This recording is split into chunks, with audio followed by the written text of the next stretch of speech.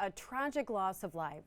The autopsy for Bob Saget's death was released earlier this week, saying that the actor and comedian died of a head trauma and a brain bleed. Now doctors are saying don't ignore head injuries, no matter how small you may think that they are. And here to speak more on this is trauma neurosurgeon with UCSF and Zuckerberg San Francisco General, Dr. Geoff Manley. So, Dr. Manley, we've talked in the past. You and I were talking about how this really sheds a light on the importance of paying attention to something, even if you think it's minor, it really can be major.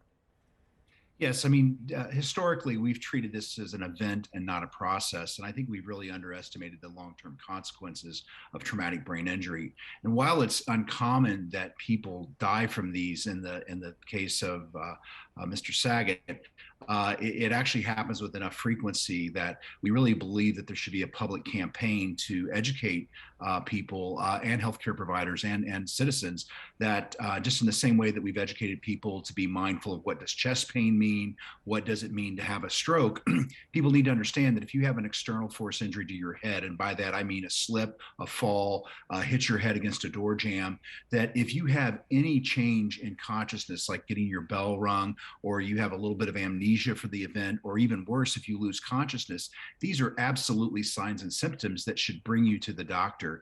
And with this most recent case, it's quite possible that, had Mr. Saget sought medical care, that this would not have been the end result of this. But I think this really speaks to the need to have a much better, public campaign. And I appreciate you bringing this to light today.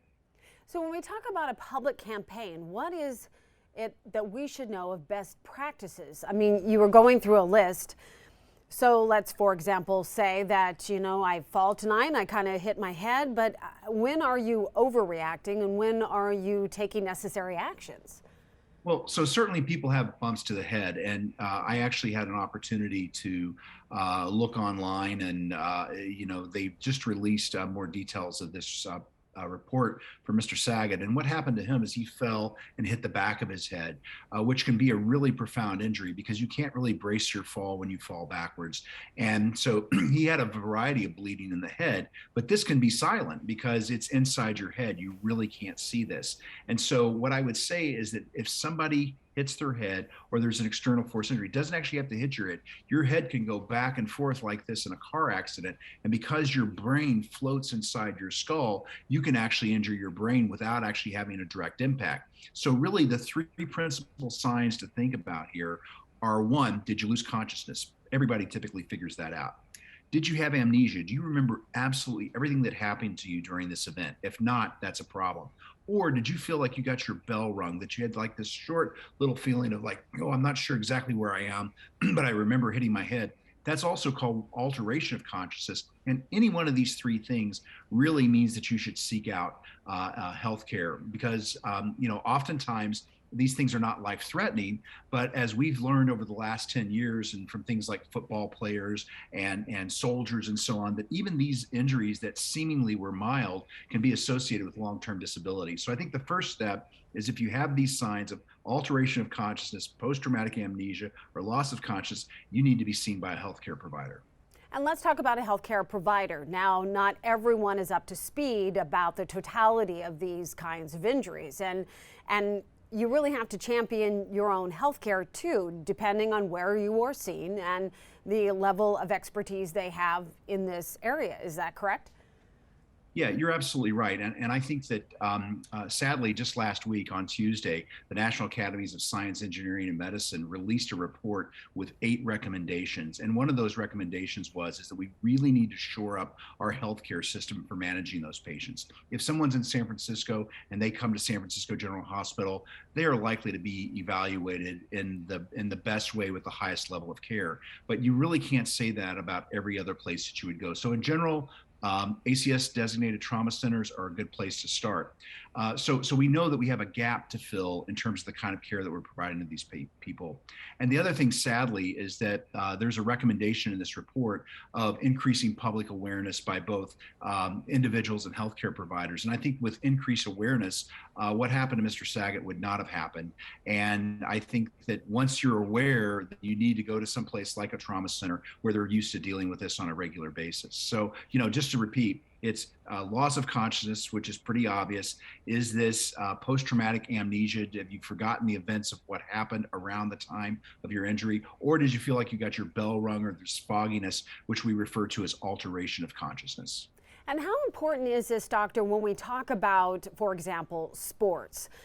More kids are having contact sports. We've got the Super Bowl coming up. I mean, are we getting to a better place where we have a better understanding about brain injuries and the long-term effects of a brain injury? Yeah, I think we know much more today than we did 10 years ago. And despite some of the reports that have been circulated, right now the two best places to have a head injury are either in sports or in the military, because these are communities that have come to grips with the fact that we need to rapidly diagnose this when in doubt. Whether you're in combat or you're on the football field, sit them out. Don't let them return to play until we assess them and make sure that they're able to go back and to re-engage in these sports. And in the civilian sector, community-acquired traumatic brain injury, we have none of this, okay? We have no return to work. We have no return to life protocols. And so I think this is highlighted in this National Academies report, that we need the same level of diagnosis and pathways for care pathways of management in the same way that we actually, I think, have done a really great job in sport and in military. So it's time for the community to catch up with some of these advances. And I think the bar is not terribly high. It's just going to take the effort and the will of the people to do this. It's already been done. There's a playbook, if you will, for us to follow. And this is just a matter of will and getting people on the same page to do this. And do you think that the community also needs to, when we put our head wrapped around, for lack of a better word, in regards to like such things as, sports with younger kids? I mean, there isn't that necessarily arm out there right now either. Right. I mean, some of this, in my opinion, is common sense. We should avoid head injuries, okay? I think that what we've seen in sport is a progression towards this really, barbaric head spearing and things of this nature. And so I think that we've improved in this area. So I think one should try to avoid this. Kids need to wear helmets. Adults need to wear helmets when they're on bicycles. The number of times that I've seen somebody have a bicycle accident as an adult not wearing a helmet when they were with two kids that were with helmets, that needs to stop, right? So there are things that we can do to prevent head injury, but what we need to recognize is that when this happens, here are the signs and symptoms that you should be concerned with, and this is why you need to seek medical care. And in the extreme sense, you could actually die from this. And in sort of the milder range of this, you can have lifelong problems from this with headache disorders and all kinds of stuff. And you need to get seen early to get evaluated, diagnosed, and so you can have the proper treatment plan. Well, doctor, thank you very much. I remember interviewing you 10 years ago when you were treating Brian Stowe. So it really is a pleasure and an honor to be able to talk to you. And I know that we've really come far, but we still have a lot to learn and a lot more to put out there into the community.